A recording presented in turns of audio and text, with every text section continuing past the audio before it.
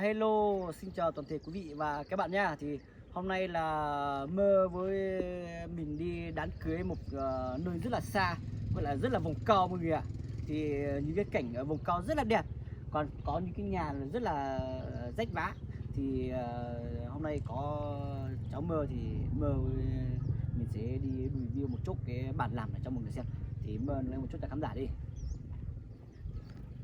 Chào một cái thôi. Hello mọi người. Nay có cậu Thái với mình đi đám cưới trên vùng cao. Đúng không? Bản gì nhỉ? Bản cái này thì bản này không biết tên nhỉ. Đi vào lần đầu tiên. Đúng rồi. Bảng xa xôi. Thì mọi người hãy theo chân mình nhá. Thì những cái bản làm này có những cái nhà rất là đẹp đây mọi người ạ. Thì mọi người theo chân mình vào trên này thì có nhiều Cảnh đẹp cảnh rất là đẹp. Thì mọi người theo chân mình nha. Đi. Let's go.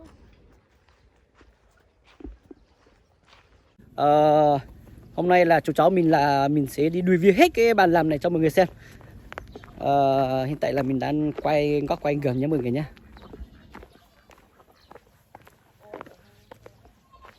Mơ đến cái bàn này Mơ chú thấy thế nào? Quá là đẹp. Quá là đẹp gì? Quá là vùng cao. Quá là vùng cao và cảnh rất là đẹp và có cái dòng suối nó chạy xuyên qua trong bản. Mùa này là mùa khô rồi nhưng mà vẫn có cái dòng suối này rất là đẹp. Và nếu mà vào mùa tháng 6, tháng 7, tháng 8, tháng 9 thì có khi là cái dòng suối này có thể là chạy rất là mạnh nhỉ.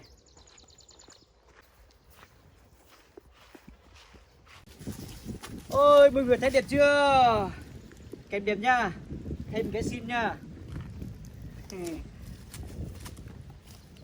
Rất là nhiều cây chuối này. Và trên này có một cái nhà tình nghĩa ở trên này mọi người. Quá là thời cổ ngày xưa. Thời cổ ngày xưa. Nhiều Thời cây. cổ ngày xưa là mấy cái nhà gỗ dưới kia kìa.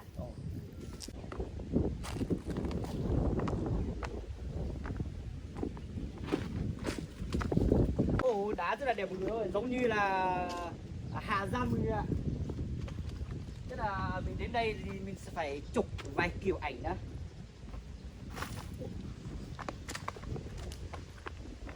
Tí Mơ có đăng ký hát không? Có. Đăng ký hát à? Hát bài tặng cô dâu. Tặng cô dâu chú rể. Nhưng mà hát nó khác. Mơ sẽ hát bài như nào? Mơ hát một đoạn xem nào. Bài Xã hai khê co tiệc cú lúc co. Xã hai khê co tiệc cú lúc co. Muốn nói cho anh là em yêu anh. Cái nhà này là đường đi là đường này à nhỉ? Đi vào trong nhà kia xem. Không đi được xe máy lên à? Không đi được xe máy đây mà. Đây đi vào xem. Hay là nhà này không ở rồi? Đây. Nhà này đẹp thật đấy. Nhà tình nghĩa mọi người ạ. Nhà này làm gì ở nữa? Nhà này hầu như là đóng cửa nhỉ. Nhà này không ở. Có khi là ở nhưng mà Người ta đi làm. Người ta đi làm rồi.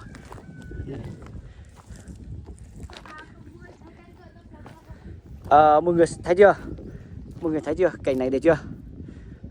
Ai mà làm nhà ở chỗ này thì quá đỉnh rồi mọi người ạ. Đây có cái cây gì đang nở hoa đây này.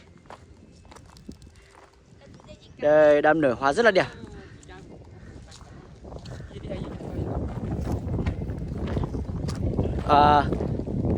Dưới này là có rất là nhiều nhà tình nghĩa mọi người nhé.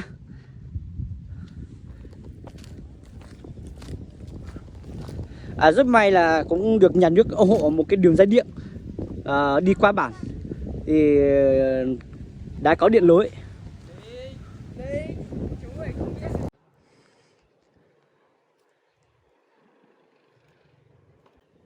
Mọi người ơi thì mình Rất là mệt. không quên những cái đường lên dốc như này là mình đi là cảm giác rất là mệt.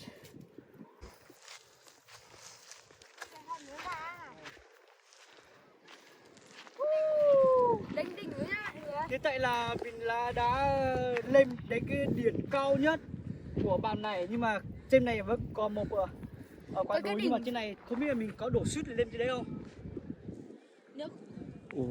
Trên đây cái đồi trên kia là càng đẹp nhưng mà mình đến đây rồi. mệt lắm rồi, không biết là mình có đủ sức để lên trên cái quả đồi kia. Nhưng mà thôi cố gắng đến đây cũng đi rồi. Đấy. Trên này là gió rất là to mọi người nhá. Thì âm thanh hay xì xò một chút như mọi người thôi cả. Mơ cho một chút là Mơn lên đến cái đồi này Mơn cảm giác như thế nào ạ?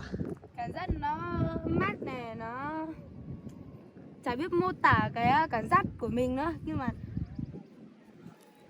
rất là đẹp nha mọi người. Rất là đẹp. Nếu mà Mơ có người yêu thì Mơ có định đưa người yêu lên trên cái đồi này chơi không? Nếu mà Mơ có người yêu thật thì Mơ dẫn lên, nhưng mà Mơ chưa có người yêu. Chưa có người yêu. Nếu mà có người yêu lên trên này, điều nắm tay người yêu ngắm cảnh này thực sự là rất là vui. Rất là tuyệt vời nha. Đó, rất là tuyệt vời. Những cái cảnh đẹp như này là hiếm có lắm mọi người ạ. Ở bản Mơ là không bao giờ có. Đúng rồi. Trên này là chỉ có trên bản này, Bạn không biết tên vùng cao ấy thôi. bản vùng cao. Cái bản này tí mình xuống dưới bản mình sẽ hỏi xem là cái bản này gọi tên gì nhỉ? Đâu. Lần đầu tiên Mình mình ra bảo. đám cưới nhưng mà mình ra với ví dụ như với mẹ hay là với mọi người, nên là mình chưa hỏi tên. Đâu. Và tuyến đường kia là lên một cái bản tranh kia nữa. Bản tranh kia thì mình chưa lên, nhưng mà mình hy vọng là lần sau chú cháu mình sẽ đi cái đường đấy lên trên cái bản kia nhỉ. Đúng rồi.